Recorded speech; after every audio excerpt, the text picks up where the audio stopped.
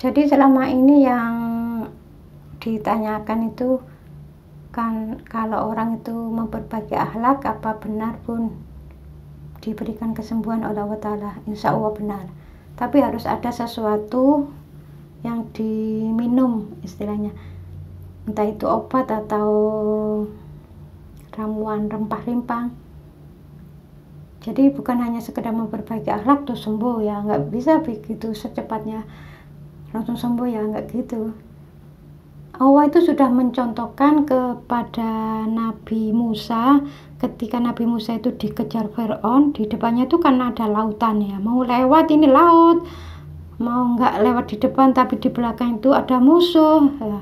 Terus Allah itu perintah, pukulkan tongkatmu ke laut. Akhirnya dipukulkan ke laut ya, lautan itu tadi berubah jadi jalan ya, lewat di situ.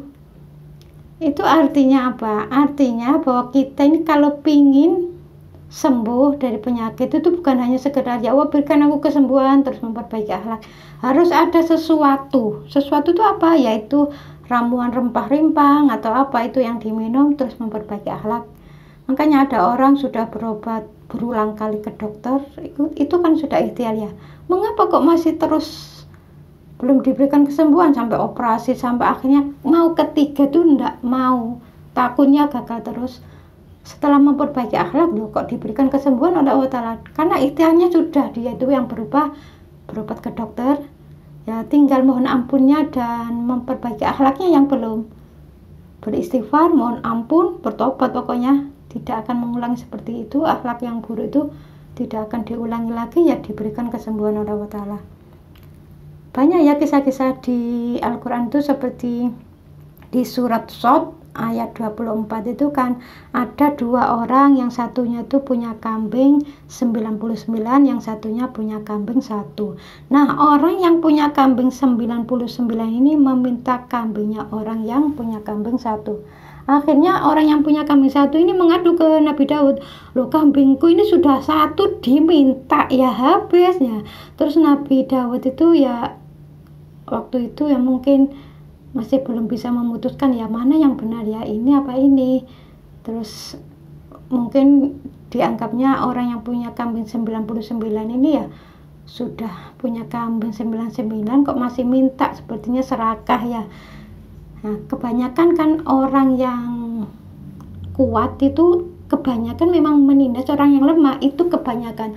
Terus ayat ini menjelaskan, dia yakni Daud berkata, sungguh dia telah berbuat zalim kepadamu dengan meminta kambingmu itu untuk ditambahkan kepada kambingnya. Memang banyak di antara orang-orang yang bersekutu itu berbuat zalim kepada yang lain. Jadi orang yang kuat itu kebanyakan berbuat zalim pada yang lemah, kecuali lah, ini ada pengecualian, kecuali orang-orang yang beriman dan mengerjakan kebajikan, dan hanya sedikitlah mereka yang begitu.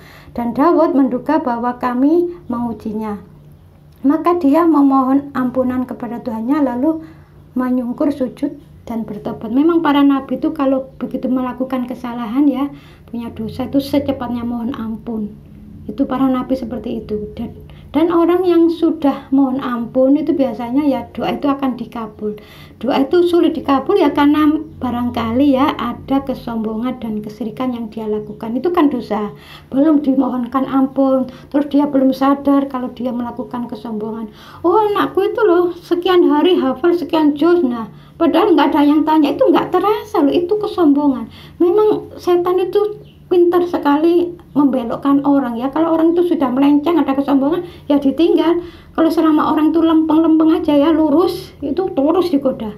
Setan itu tugasnya hanya menggoda, jadi tidak menjerumuskan sedalam-dalamnya, hanya apa istilahnya ya, pokoknya orang itu digoda terus. Sekiranya orang itu ada was-was ya sudah ditinggal.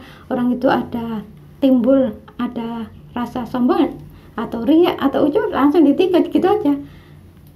Makanya besok di akhirat itu setan itu tidak mau mengakui kalau dia itu menjerumuskan. Saya kan hanya menggoda, dia sendiri yang melakukan. Saya nggak ngancam, istilah ngancam, kalau nggak melakukan nanti saya gini kan enggak, cuma bisik-bisik aja. Jangan kesana, jangan dimaafkan ya gitu aja. Allah minta memaafkan, terus setan itu membelokkan, jangan dimaafkan. Ya seperti itu. Jadi kisah dari Nabi Daud ini ya, yang ada dalam surat Shad ayat 24, siapa yang bersyukur ditambah nikmatnya, siapa yang nggak bersyukur ditambah. Ya bisa saja orang yang punya kambing satu tadi dulunya diberi kambing banyak karena dia itu diberi amanah ya, tidak jujur, malah khianat. Ya entah itu dibuat sesajen atau apa, ini kan nggak bener ya. Tambah lama kambingnya tambah habis. Ya tinggal sedikit itu tadi, tinggal satu, akhirnya diambil ya habis sudah. Kambing yang banyak tambah lama, tambah sedikit, tinggal satu pun diambil ya habis. Kalau yang 99 itu tadi ya bisa juga dulunya itu ya asalnya ya punya kambing satu, karena dia itu diberi amanah, dia itu malah dipergunakan untuk ibadah ya, ke jalan yang benar. Jadi kambingnya itu tambah lama, tambah banyak, seperti itu.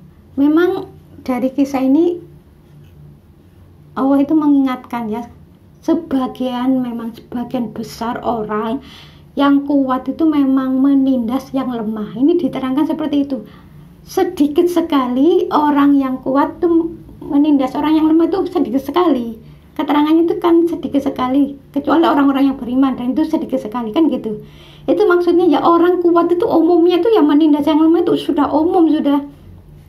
Kalau ada orang kuat kok malah nggak menindas, malah menolong, ya itu sangat jarang, yaitu orang-orang yang beriman. Seperti itu diterangkan, seperti itu sama Allah.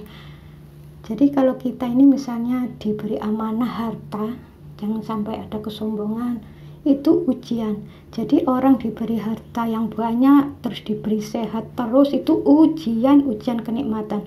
Kalau ada kesombongan ya bisa saja suatu saat dicabut, hartanya jadi ludes, yang dulu sehat-sehat terus jadi sakit. Jadi ujian itu kan ada ujian kenikmatan, ada ujian kesengsaraan. Kalau ujian kenikmatan itu ya memang enak, kalau bisa ya ujian itu ya kenikmatan saja ya. Kalau ujian kesengsaraan itu ya kan nggak enak, sakit, kekurangan harta, gagal panen, ya itu kan nggak enak, ujian yang nggak enak. Tapi kebanyakan orang-orang tuh lulus ujian kalau diberi ujian kesengsaraan. Kalau ujian kenikmatan itu kebanyakan orang itu gagal. Ini menunjukkan bahwa ujian kenikmatan itu sangat sulit, banyak yang nggak lulus. Mengenai orang yang pernah Bunda ceritakan itu ya, yang sudah stadium 3, orangnya di Malang kena kanker payudara. Beberapa hari yang lalu suaminya saya WA, alhamdulillah ada perkembangan, meskipun itu hanya sedikit. Ya nggak apa-apa, kalau memang agak ragu-ragu ya sembuhnya agak ragu-ragu, makanya agak lama. Kalau serius sungguh-sungguh ya insya Allah cepat, ya tergantung masing-masing orang, nggak sama, ada yang cepat ada yang lambat. Kalau ragu-ragu ya ragu-ragu juga sembuhnya, makanya agak lambat. Kalau pingin sembuh secepatnya ya biasanya yang sering saya amati itu ya, kalau mantep orangnya, serius mohon ampunnya juga, ya biasanya diberikan kesembuhan oleh Allah Ta'ala itu agak cepat. Ya tapi maksudnya cepat itu ya nggak bisa langsung sekali berdoa mohon langsung besoknya, ya nggak gitu, masih beberapa minggu atau beberapa bulan. Kalau ragu-ragu ya bisa beberapa tahun. Ya terserah Allah, pokoknya yang jelas ya bisa sembuh lah, tapi agak lama.